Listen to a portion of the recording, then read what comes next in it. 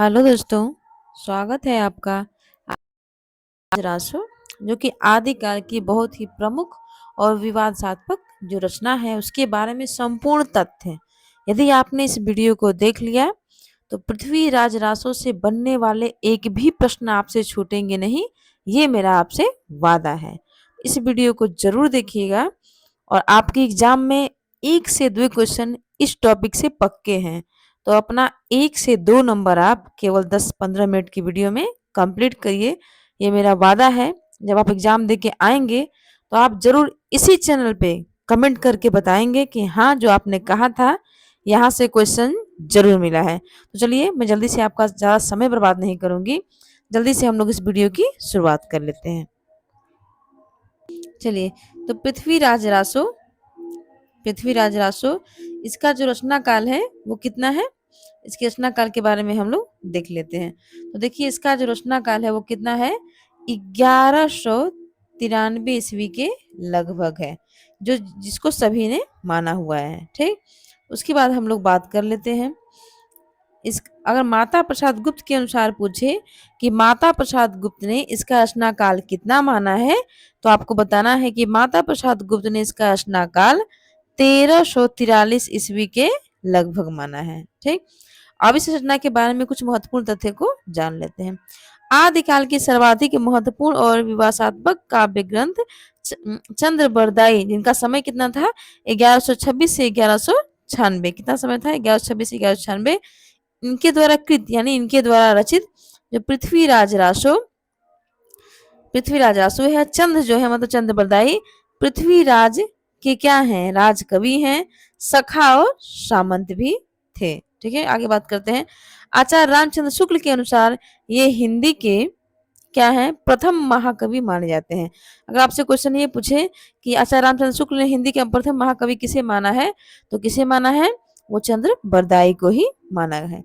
और इनका जो पृथ्वीराज रासो है उसको क्या माना है, हिंदी का प्रथम महाकाव्य माना है। किसने, आचार्य शुक्ल ने पृथ्वीराज रासो को प्रथम महाकाव्य और इनके जो कवि हैं उनको प्रथम महाकवि माना है। रासो के अनुसार ये किस जाति के थे, भट्ट जाति के। कौन, चंद्रबरदाई। ठीक है, ये जगात नामक गोत्र के थे, यानी इनका गोत्र पूछे चंद्रबरदाई का तो क्या है, जगात नामक गोत्र था, और ये क्या थे, ब्राह्मण थे। और बात कर लेते हैं इनके बारे में। इनके पूर्वजों की भूमि कहाँ थी, पंजाब थी। कहाँ थी इनके पूर्वजों की भूमि, पंजाब, जहां लाहौर में, कहाँ पर, लाहौर में, एक सेकेंड, इनके पूर्वजों की भूमि कहाँ थी, लाहौर पंजाब थी, जहां लाहौर में इनका जन्म हुआ था। किनका, चंद्रबरदाई का। इनके बारे में बातें हो रही हैं। आगे बात कर लेते हैं हम लोग। फिर क्या है, इनके बारे में रोचक तथ्य इसमें उल्लेख है कि मोहम्मद गौरी को जो है पृथ्वीराज को जब बंदी बनाकर अपने साथ देश ले गया, तब क्या हुआ था, तब चंद्रबरदाई भी वहां पहुंच गए थे। चंद्रबरदाई ने ऐसी युक्ति निकाली कि गौरी पृथ्वीराज के शब्द वेदी बाण से मारा गया। कौन, मोहम्मद गौरी किसके द्वारा मारा गया, पृथ्वीराज के दौरान। और किस बाण से मारा गया, शब्द वेदी बाण से मारा गया। ये ऐसी उक्ति है, जनश्रुति है। और एक बात और है, चंद और पृथ्वीराज एक दूसरे को मारकर मर गए, यानी इन लोगों का ऐसी दोस्ती थी कि दोनों एक साथ ही मर गए। और एक बात इनके रचना के बारे में बहुत ही प्रसिद्ध है कि कई बार एग्जाम में पूछा भी गया जा चुका है, इस ग्रंथ को चंद के पुत्र किसने पूरा किया था, जल्हड़ ने। आते हैं उक्ति ना, कि पुस्तक चल्हड़ हाथ दई गई गज्जन ने प्रकाश। ठीक है, ये उक्ति किस ग्रंथ के संबंध में है, पृथ्वीराज रासो के संबंध में।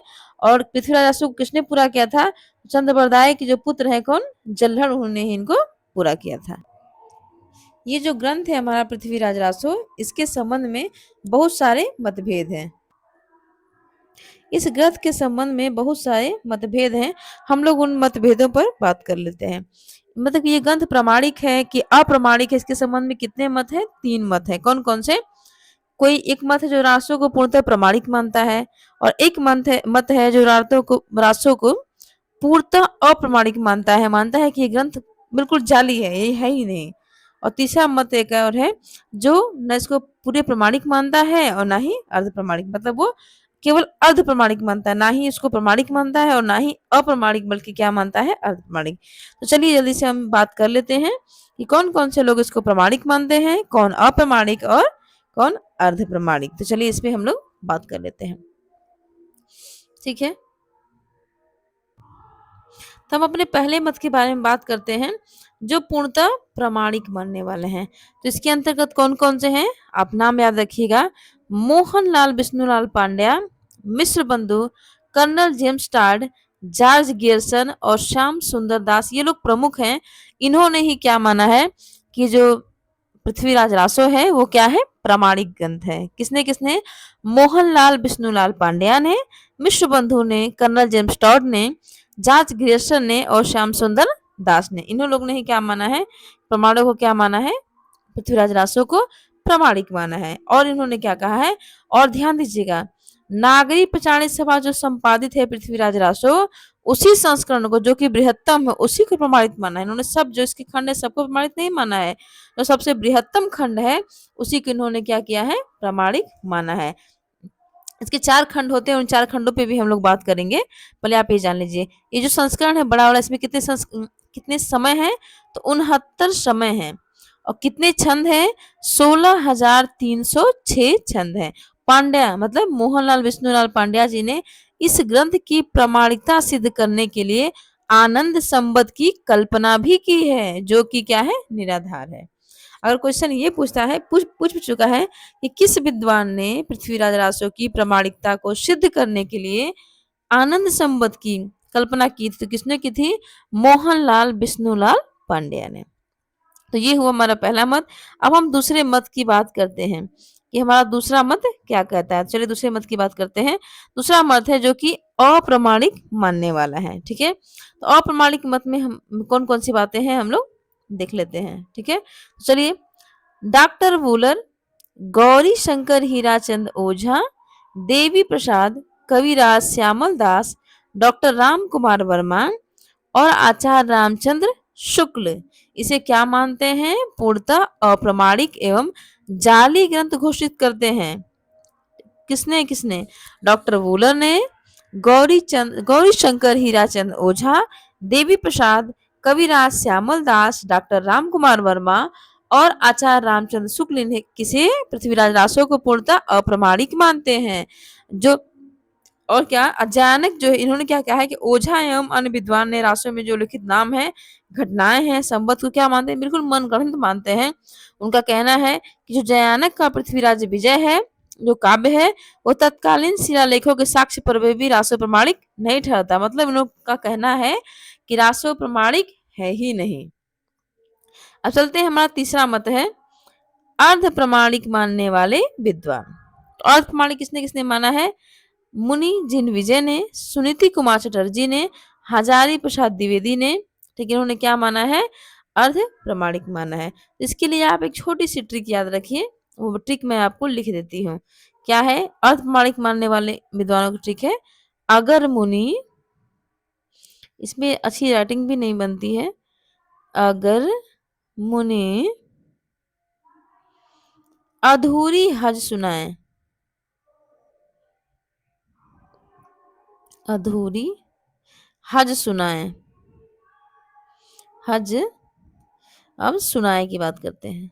ठीक है, सुनाए, अगर मतलब अगर चंद ना हटा, मुनि के मतलब मुनि जिन विजय, और अगर मुनि अधूरी, अधूरी मतलब अर्ध प्रमाणिक, हज मतलब हजारी प्रसाद द्विवेदी, सुनाए मतलब सुनीति कुमार चटर्जी। तो फिर से लिख लीजिए, अगर मुनि अधूरी हज सुनाए। ये ट्रिक है किसको याद करने की, अर्ध प्रमाणिक मानने वालों को याद करने की ट्रिक है। अगर हमें ये याद हो गया तो केवल हम एक याद कर लेंगे, प्रमाणिक या अप्रमाणिक, तो हमको इससे बनने वाले सभी क्वेश्चन तैयार हो जाएंगे। तो आशा करती हूँ कि ये बिल्कुल आपको समझ में आया होगा। अब चलते हैं हम इसके आगे वाले पार्ट में। अब हम लोग पृथ्वीराज के बारे में बात कर लिए, उससे कवि कौन है, उसका जो प्रकाशन वर्ष है वो क्या है, रचनाकाल क्या है, कैसे कैसे किसने क्या माना है, और किसने प्रमाणिक माना, किसने अप्रमाणिक माना, सारा कुछ हमने देख लिया। अब हम लोग देखेंगे जो पृथ्वीराज रासो के विभिन्न संस्करण हैं, यानी कितने संस्करण इसके आए हैं, कितने भागों में ये बांटा गया है, और वहां से किस तरह से क्वेश्चन बनते हैं। चलिए हम लोग देखते हैं। पृथ्वीराज रासो के कई संस्करण मिलते हैं, जिनमें 4 क्या, जिन्हें कितने भागों में बांटा गया है, 4 भागों में बांटा गया है। पहला संस्करण है बृहत रूपांतरण, जो कि बड़ा है। अब इसकी कई प्रतियां कहाँ रखी गई हैं? उदयपुर के पुस्तकालय में सुरक्षित है। आपको ये भी याद रखना है कि जो बृहत रूपांतरण है वो कहाँ पे रखा गया है, उसकी प्रतियां उदयपुर के पुस्तकालय में सुरक्षित है। और इसी के आधार पर काशी नागरी प्रचारणी सभा द्वारा प्रकाशित संस्करण क्या किया गया है? तैयार किया गया है। इसकी उपलब्ध प्रतियां विक्रम संवत 1750 के पश्चात की, मतलब बाद की हैं। वैसे नागरिक प्रचारणी सभा वाला जो संस्करण है उसका आधार 1642 की प्रति को बताया गया है। अगर ईस्वी में पूछेगा तो 1585 ईस्वी। ठीक है, इसमें कितने समय है? 69 समय है, जिनको सर्ग कहा गया है। जो सर्ग है उसको क्या कहा गया है? समय कहा गया है। और कुल छंद कितने हैं? 16,306 छंद हैं। कितने छंद हैं? 16,306 छंद हैं। अब ध्यान देते हैं, ये तो होगा बृहद रूपांतरण की बात। अब बृहद रूपांतरण में आपको क्या क्या रखना है कि बृहद रूपांतरण में कितने सर्ग या समय है? 69 है। कितने छंद हैं? 16,306 छंद हैं। और इसकी प्रतियां कहाँ रखी गई हैं? तो उदयपुर के पुस्तकालय में सुरक्षित हैं। और इसमें क्या इसके बारे में इतनी बातें इंपॉर्टेंट है। अब बात करते हैं मध्यम रूपांतरण की। इसकी जो कुछ प्रतियां हैं किसकी? मध्यम रूपांतरण की, वो कहाँ है? अबोहर के साहित्य सदन बीकानेर में है। कहाँ पे है? बीकानेर, यानी राजस्थान में भी ये भी है। अबोहर के साहित्य सदन बीकानेर के जैन भंडार और श्रीयुत जो अगरचंद नाहटा उन्हीं के पास सुरक्षित हैं। अब ध्यान देना है, म से मध्यम और म से मथुरा प्रसाद दीक्षित। तो मथुरा प्रसाद दीक्षित ने इसी संस्करण को क्या माना है? प्रमाणिक माना है। अधिकांश विद्वान बृहद संस्करण को प्रमाणिक मानते हैं, जिनमें हमने आपसे बात की थी। कौन कौन है? Mohanlal Vishnulal Pandya, Mishra Bandhu, colonel James Tod, George Grierson एवं श्याम सुंदर दास। ये लोग किसको मानते हैं? बृहद रूपांतरण को ही प्रमाणिक मानते हैं। लेकिन मध्यम रूपांतरण को प्रमाणिक किसने माना है? तो म से मध्यम और म से मथुरा प्रसाद दीक्षित, इन्होंने इस संस्करण को क्या माना है? प्रमाणिक माना है। और इसकी अगर आपसे पूछे कि मध्यम जो रूपांतरण है इसकी छंद संख्या कितनी है? इसमें 7,000 छंद हैं। और इसकी जो सभी प्रतियां उपलब्ध हैं वो कब की हैं? 1700 के बाद है। एक बात और ध्यान रखिएगा, इसमें जो सर्ग है उसका नाम क्या है? प्रस्ताव नाम है। जो भी सर्ग है उनका नाम क्या है? प्रस्ताव। और बृहद संस्करण में क्या नाम है? समय नाम है। और मध्यम सर्ग में क्या नाम है उसका? सर्गों के नाम क्या है? प्रस्ताव है। अब हम लोग बात कर लेते हैं लघु रूपांतरण की। तो लघु रूपांतरण इनकी कितनी प्रतियां हैं? केवल 3 प्रतियां हैं। इसमें बता दिया गया 3 प्रतियां हैं। वो हैं कहाँ? तो बीकानेर राज्य के अनूप संस्कृत पुस्तकालय में सुरक्षित है। बहुत ही इंपॉर्टेंट डेटा है, आप लोग याद रखिएगा, यहाँ से क्वेश्चन जरूर बनते हैं। ठीक है, तो देख लेते हैं लघु रूपांतरण की प्रतियां कहाँ हैं। तो 3 प्रतियां हैं जो कि बीकानेर राज्य के अनूप संस्कृत पुस्तकालय में सुरक्षित हैं। इसमें क्या है? 19 समय है। जो लघु है उसमें कितने हैं? 19 समय है। समय को क्या बोला गया है? खंड बोला गया है। क्या कहा गया है? खंड। याद रखिएगा आप। इसकी छंद संख्या कितनी है? 3500 है। यदि बृहद रूपांतरण की बात करें उसमें छंदों की संख्या कितनी है? 16,306। मध्यम रूपांतरण की बात करें इसमें छंदों की संख्या कितनी है? 7,000। यदि लघु रूपांतरण की बात करें इसमें छंदों की संख्या पूछे तो कितनी है? 3500। इसकी जो इनमें जो पंक्तियां हैं तो पता चलता है कुछ पंक्तियों से ही ये संस्करण है और चंद सिंह नामक व्यक्ति द्वारा लिखा गया है या पता किया गया है। रघुनाथ चरित हनुमंत कृत भूप भोज उद्धरी जिमी पृथ्वीराज सुजसु कवि चंद कीर्ति चंद्र सिंह उद्धरी इमी।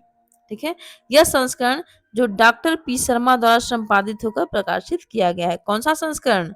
लघु संस्करण।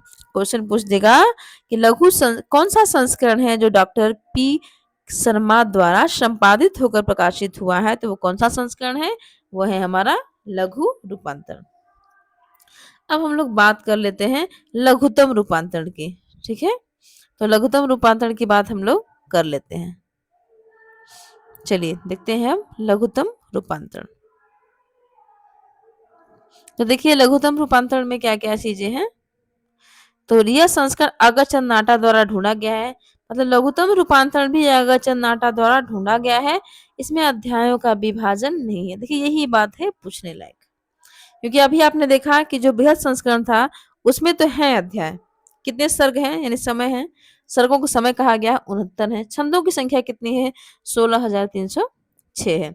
और यदि हम बात करते हैं मध्यम रूपांतरण की, जिसे मथुरा प्रसाद दीक्षित प्रामाणिक मानते हैं, इसमें छंदों की कुल संख्या है 7000। ठीक। और अगर लघु रूपांतरण की बात, हम इसमें सर्गों का नाम क्या है, खंड है, किसमें, मध्यम रूपांतरण में। और यदि हम लघु रूपांतरण की बात करें, इसकी प्रतियां अनूप संस्कृत पुस्तकालय में सुरक्षित हैं। इनकी छंद संख्या कितनी है, 35,000 है। ठीक। और इसका जो ये जो संस्करण है, लघु संस्करण, ये डॉक्टर पी शर्मा द्वारा संपादित होकर प्रकाशित हुआ है। अब हम बात करते हैं लघुत्तम रूपांतरण की। एक बात और, जो लघु रूपांतरण है, इसमें जो सर्ग है, जो समय है, उसका नाम क्या है, खंड नाम है। क्या नाम है, खंड। किसमें, लघु रूपांतरण में खंड है। ठीक, खंड। अब ध्यान रखिएगा, लघुत्तम रूपांतरण सबसे छोटा रूपांतरण, ये भी अगस्त्य नाटा द्वारा ढूंढा गया है। इसमें अध्यायों का कोई विभाजन नहीं है, लेकिन छंद संख्या कितनी है, 1300 है। और डॉक्टर दशरथ शर्मा ने इसी संस्करण को प्रमाणिक माना है। देखिए, 3 तरह के मत आपके सामने आ गए। जो लोग विद्वान पूर्णतः प्रमाणिक मानते हैं, तो वो किसको मानते हैं, बृहद संस्करण को। लेकिन यदि आपसे नाम देकर पूछ दिया कि मथुरा प्रसाद दीक्षित किस किस संस्करण को प्रमाणिक मानते हैं, तो मध्यम को। यदि आपसे पूछ दिया कि डॉक्टर दशरथ शर्मा किस संस्करण को प्रमाणिक मानते हैं, तो किसको मानते हैं, लघुत्तम रूपांतरण को। और यदि हम लोग लघुत्तम रूपांतरण की बात करते हैं, जिसमें छंदों की संख्या कितनी है, 1300 है। प्रथम संस्करण में कितने हैं, प्रथम रूपांतरण में, तो 16,306 हैं। मध्यम में कितने हैं, 7,000 हैं। लघु रूपांतरण में कितने हैं, 3500 हैं। लघुत्तम रूपांतरण में कितने हैं, 1300 हैं।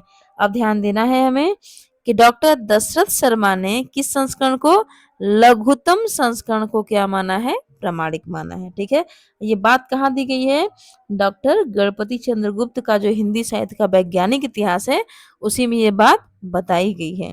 और साथ में किसने, केवल दशरथ शर्मा ने ही नहीं, माता प्रसाद गुप्त और दशरथ शर्मा, 2 लोगों ने जो लघुत्तम संस्करण है, उसी को क्या माना है, प्रमाणिक माना है। अब हम लोग पृथ्वीराज रासो के समय या जो अध्याय उनके बारे में थोड़ी सी बात कर लेते हैं। केवल पृथ्वीराज रासो एक अच्छा महान ग्रंथ है, और ध्यान देना है आपको, 2500 पृष्ठों से अधिक होने के कारण, यदि आपसे पूछेगा पृथ्वीराज रासो में कितने पृष्ठ हैं, तो 2500 पृष्ठों से अधिक हैं। उसका प्रकाशन इसलिए नहीं हो पाया था, और रॉयल एशियाटिक सोसाइटी ने उसका प्रकाशन किया था, किसका, पृथ्वीराज रासो का। पर वूलर ने उस ग्रंथ की प्रामाणिकता को क्या कर दिया, मतलब जाली घोषित कर दिया।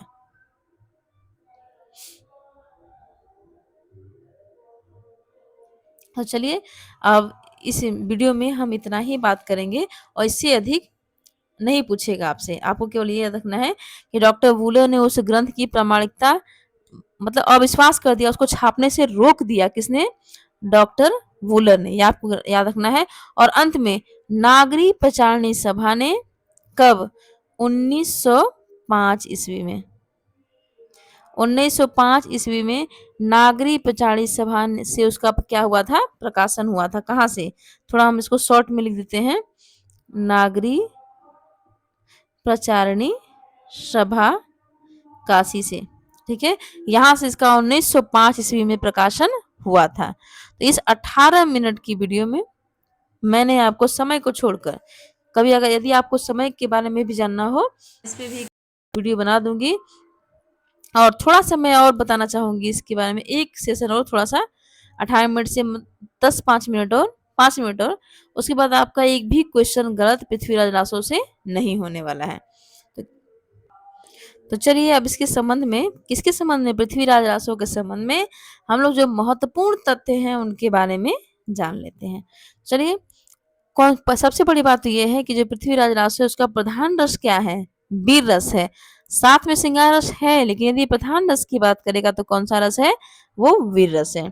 आचार्य हजारी प्रसाद द्विवेदी ने इस रचना को क्या कहा है, सुख सुखी संवाद कहा है। पता नहीं कितनी बार एग्जाम में पूछ लिया गया है कि आचार्य हजारी प्रसाद द्विवेदी ने किस रचना को सुख सुखी संवाद कहा है, तो किसे कहा है, पृथ्वीराज रासो को। और किसने सुख सुखी संवाद कहा है पृथ्वीराज रासो को, तो वो भी कहा है हजारी प्रसाद द्विवेदी ने।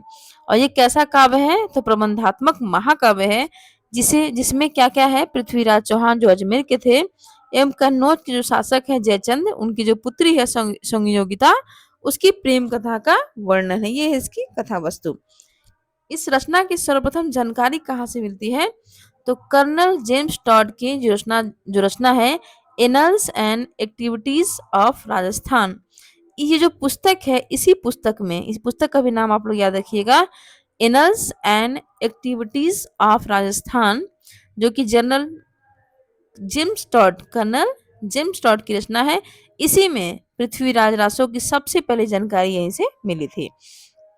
कर्नल जेम्स टॉड ने इस रचना को एक भाग को संगोपता नेम के नाम से प्रकाशित भी करवाया था, क्योंकि संयोगिता और पृथ्वीराज की इसमें प्रेम कहानी है, तो इन्होंने इसको संगोपता नेम के नाम से प्रकाशित करवा दिया था।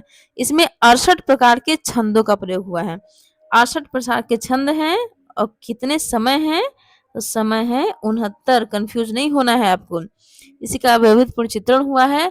इसमें जो सर्वाधिक प्रयुक्त छंद है, 68 प्रकार के छंद तो हैं, लेकिन सबसे जो प्रमुख छंद है वो कौन सा है? छप्पन छंद है। और बात कर लेते हैं, वीर और श्रृंगार रस इसके प्रमुख रस हैं, लेकिन सबसे प्रधान कौन है? इसका अंग रस कौन सा है? वीर रस है, अब जो मैंने शुरुआत में ही बता दिया था आपको। ठीक है। इस ग्रंथ में शांत रस का सर्वथा अभाव है। ये तो कितनी बार एग्जाम में पूछा गया है कि पृथ्वीराज रासो में किस रस की प्रधानता है, तो वो तो वीर रस की है। लेकिन यदि आपसे अब ये पूछ दे कि इसमें किस रस का सर्वथा अभाव, मतलब कौन सा रस इसमें है ही नहीं, तो वो कौन सा रस है? वो है शांत रस। तो आगे बात करते हैं, चंद ने इस ग्रंथ में जो प्रयुक्त भाषा उसको कौन सी भाषा कहा है? सट भाषा कहा है। किसने कहा है? चंद्र बरदाई ने खुद अपना जो ग्रंथ है पृथ्वीराज रासो, उसकी जो भाषा उसको क्या कहा है? सट भाषा कहा है। इसको खट भाषा भी आप कह सकते हैं। इसकी जो भाषा वो क्या है? मिश्रित है। इस ग्रंथ के संबंध में बहुत सारे विवाद रहे हैं, वो विवाद मैंने आपको बता दिया है। यह ग्रंथ किस शैली में लिखा गया है? तो पिंगल शैली में। ध्यान रखिए, एक एक पार्ट से क्वेश्चन बन जाएंगे। ये बहुत ही इंपॉर्टेंट रचना है। ठीक है, तो ये पिंगल शैली में लिखा गया। पिंगल शैली बनती किससे है? तो ब्रज भाषा और राजस्थानी बोलियों के मिश्रण से क्या बनती है? पिंगल शैली। इतिहासकारों का जो मत है उसमें ये बताया गया है, इसका जो उत्तरार्ध भाग है वो चंद बरदाई के पुत्र किसने पूरा किया है? जल्हड़ ने पूरा किया है। अब तक तो आपने ये पढ़ा था कि जो पृथ्वीराज रासो रचना है, जो ग्रंथ है, उसको जो चंद्र बरदाई के पुत्र हैं जल्हड़, उन्होंने इसको पूर्ण किया है। लेकिन किस भाग को पूर्ण किया है? तो उत्तरार्ध भाग को पूर्ण किया है। इसके संबंध में एक उक्ति प्रसिद्ध है। क्या उक्ति? पुस्तक जल्हड़ हथ दे चली गज्जन निप्र काज। और एक बात और बहुत ही इंपॉर्टेंट है, डॉक्टर नगेंद्र ने इस ग्रंथ को क्या कहा है? घटना कोश कहा है। किसने? डॉक्टर नगेंद्र ने पृथ्वीराज रासो को क्या कहा है? घटना कोश कहा है। तो चलिए, आज की वीडियो में हमारा जो टॉपिक था पृथ्वीराज रासो, इससे बनने वाले सभी तथ्य, सभी महत्वपूर्ण फैक्ट, केवल मैंने समय का नाम को छोड़ दिया है, बाकी सब कुछ मैंने इसके बारे में आपको बता दिया है। दो बातें और बता देती हूँ। शिव सिंह सेंगर ने चंद्र बरदाई को छप्पे का राजा कहा है। ठीक है, चंद्र बरदाई को छप्पे का राजा किसने कहा है? तो शिव सिंह सेंगर ने कहा है। और नामोर सिंह ने कहा है? नामोर सिंह ने उनको छंदों का राजा कहा है। चलिए मैं लिख देती हूँ। यदि आपसे पूछे छंदों, राइटिंग भी तो ऐसे ही बन रही है, छंदों का राजा, ये नाम किसने दिया है? छंदों का राजा, तो ये नाम नामवर सिंह ने दिया। नाम से नामवर सिंह। छंदों का राजा नामवर सिंह ने कहा है। ठीक। और यदि आपसे पूछ दे कि चंद्र बरदाई को छप्पन छंद का राजा किसने कहा, इसको आप नोट कर लीजिए। अब मैं छप्पन छंद की बात करती हूँ। अगर आपसे क्वेश्चन ये पूछ दे, एक सेकेंड, कि इनको छप्पन छंद, अब क्वेश्चन ये बन गया छप्पन, ये है, एक सेकेंड, छप्पे। तो अभी आपने देखा कि यदि आपसे पूछेगा छंदों का राजा नाम किसने दिया, तो नाम नामवर सिंह ने दे दिया। यदि आपसे छप्पन छंद का राजा पूछ देगी ये किसने कहा चंद्र बरदाई को, किसको? चंद्र बरदाई को, तो शिव सिंह सेंगर ने कहा है। चलिए, इस तरह से ये महत्वपूर्ण सेशन समाप्त होता है। तो प्लीज इस वीडियो को लाइक करिए, शेयर करिए, सब्सक्राइब करिए, और ऐसे ही महत्वपूर्ण तथ्य जानने के लिए इस चैनल को सब्सक्राइब कर लीजिए और पढ़ते रहिए। धन्यवाद।